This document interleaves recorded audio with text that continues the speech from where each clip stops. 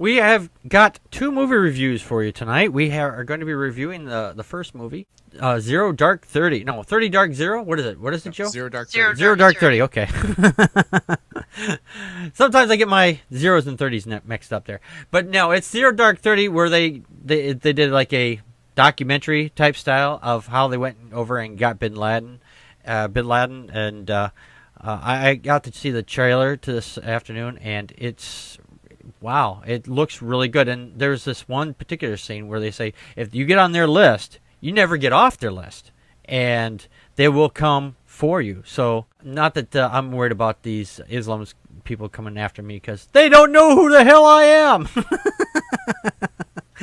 But anyway, the movie, it takes place in Pakistan when they went over and they killed Bin Laden. This happened a couple of years ago. Unless you've been living under a rock and hadn't heard this, Bin Laden's dead by now. So Wait, he's dead? He's dead, yes. Get the fuck out. When did that happen? Yes. A couple of years ago. That's why they made this movie about it. Joe, you actually saw this movie. Would you tell us a little bit about it? Yes.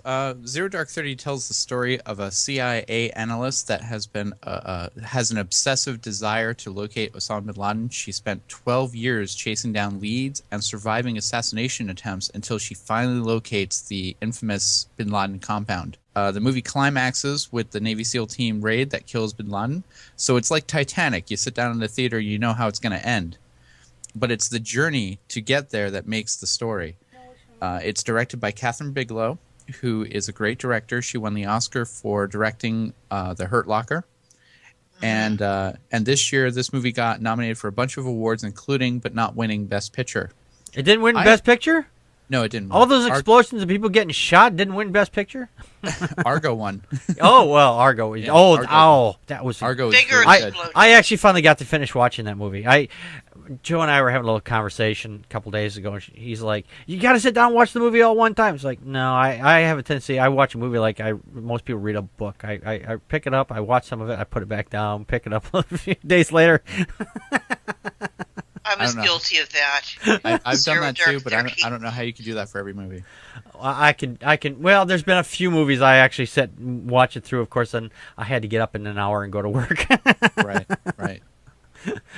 But no, this looks like a really interesting movie. Medusa, you said you've seen this movie. What do you think? It was a compelling movie. I mean, there was something comforting about knowing how they went about catching him and disposing of him. Yeah. As a problem.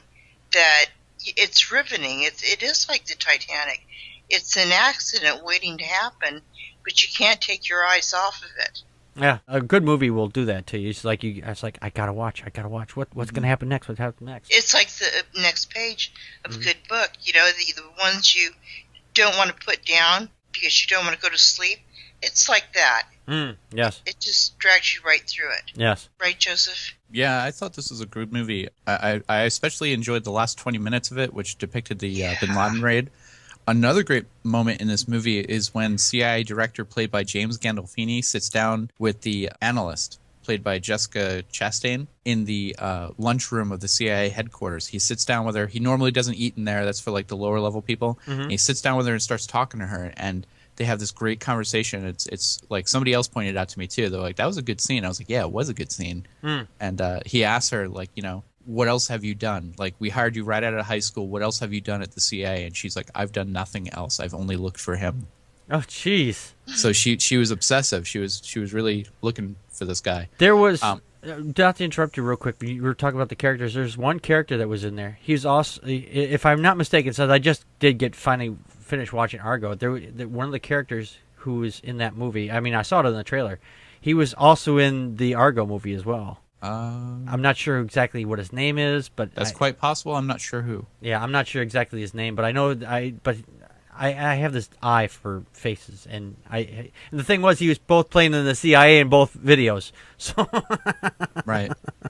You know what's really interesting is this month the Esquire magazine got an exclusive interview with the Navy SEAL that shot Osama bin Laden. Mm-hmm. And I picked up a copy this week, and I actually read the entire article. It's a long article, and he tells firsthand the story of what happened and seeing bin Laden alive and then seeing him dead after he shot him. Wow. And it's a crazy story. And one of the coolest parts of the story is they brought the body back to Afghanistan, and the woman who is depicted in the movie for hunting bin Laden, she was there to verify the identity of the body. So they opened the body bag and they showed her the body and they said, "Is that him?"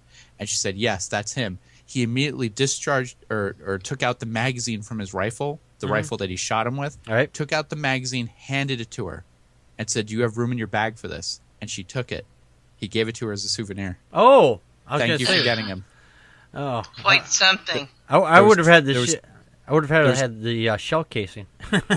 Those were on the floor.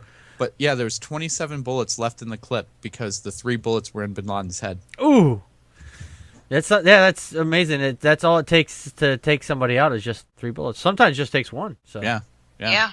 He shot him 3 times in the head. yeah, that's what I heard. There's this a comedian, I forget which one who said this, but he said that his father took him out hunting, and he said he had 2 shots, but there was only 1 bullet hole in the animal. He says, "Oh, I didn't want to ruin the meat, so I put the bullet hole through the first one." So he's like, "I don't want to mess with this guy."